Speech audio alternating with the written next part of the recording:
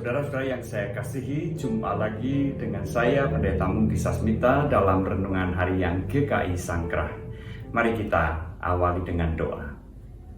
Kami bersyukur jikalau kami boleh mendapatkan kesempatan untuk merenungkan firman-Mu. Bukalah hati dan pikiran kami ya Tuhan, supaya kami boleh menyambut firman-Mu dengan penuh syukur dan sukacita. Di dalam Kristus kami berdoa.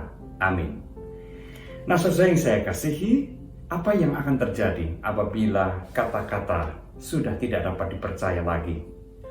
Tentu kita akan menemukan banyak kesulitan di dalam kehidupan kita. Sebagaimana kita ketahui bahwa kata-kata atau berbicara atau berkomunikasi secara lisan adalah merupakan cara komunikasi yang paling mendasar dan yang paling tua yang dikenal oleh manusia. Bukankah sebelum kita bisa membaca atau menulis, kita selalu pada umumnya belajar berkata-kata terlebih dahulu? Melalui kata-kata, kita bisa mengungkapkan ide, rencana, gagasan, kehendak, maupun keinginan, dan juga perasaan-perasaan kita.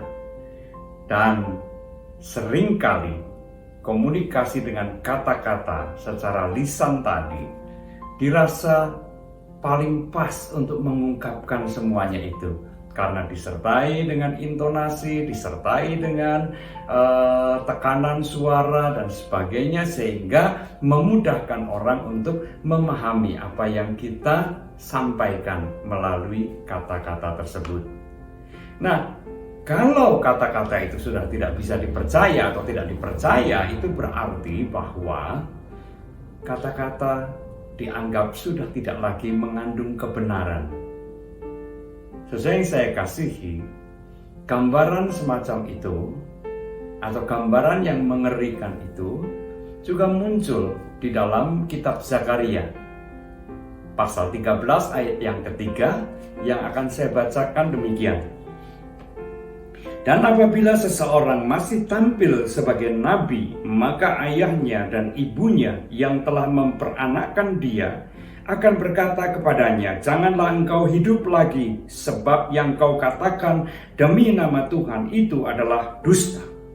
Lalu ayahnya dan ibunya yang telah memperanakkan dia akan menikam dia pada waktu ia bernubuat. Bukankah sebuah gambaran yang mengerikan? Apabila seseorang tampil sebagai nabi, maka ayahnya dan ibunya akan berusaha menghentikan dia. Jangan lagi berbicara demi nama Tuhan, jangan lagi menyampaikan firman Tuhan, karena yang disampaikan itu semua adalah dusta. Dan lebih mengagetkan lagi, ayahnya dan ibunya itulah yang akan menikam dia sampai mati. Sesuai yang saya kasih Tuhan Yesus Kristus, itu gambaran yang sungguh sangat mengagetkan. Sebab kalau seseorang yang dipandang sebagai orang yang menjunjung tinggi kebenaran dan kejujuran, ternyata kata-katanya penuh dengan dusta atau kebohongan, maka ketidakpercayaan itu sungguh-sungguh sudah menguasai kehidupan masyarakat.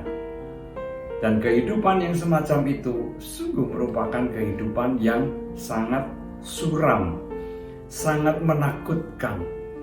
Tidak ada lagi orang yang bisa dipercaya, atau setidak-tidaknya orang tidak tahu lagi siapa yang mesti dipercaya. Bahkan seorang nabi yang katanya bernubuat di dalam Tuhan atau atas nama Tuhan, itu pun ternyata tidak mengandung kebenaran di dalamnya.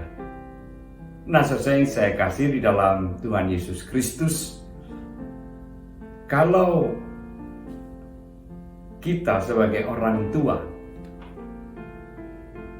tidak lagi dipercaya oleh anak-anak kita, kata-kata kita, apa yang akan terjadi?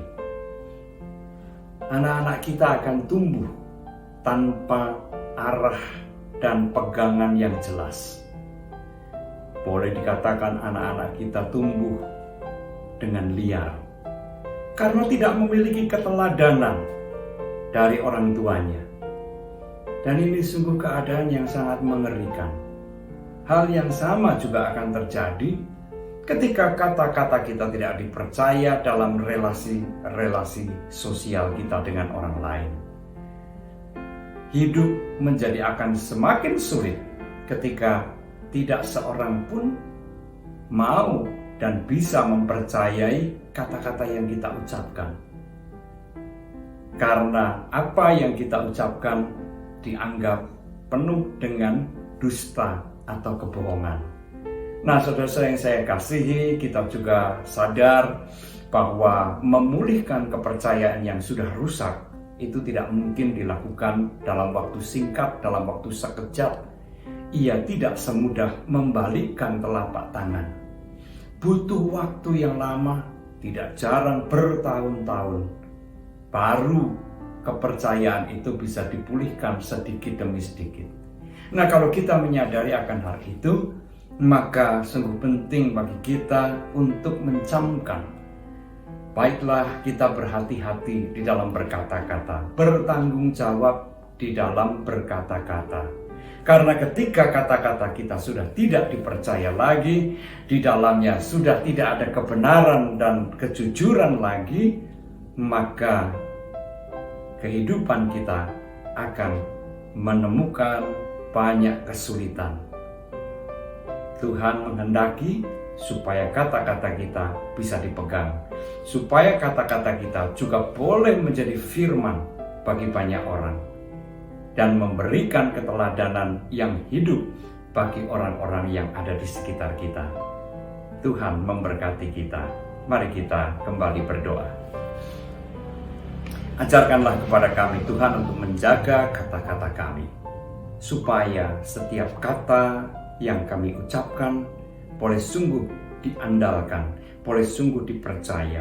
Dan lebih dari itu, biarlah kata-kata yang kami ucapkan boleh menjadi firman yang menyapa, yang meneguhkan, yang menguatkan, yang menerangi kehidupan orang-orang yang ada di sekitar kami, sehingga kami boleh menjadi teladan bagi banyak orang. Terima kasih Bapa, di dalam nama Tuhan Yesus kami berdoa. Amin.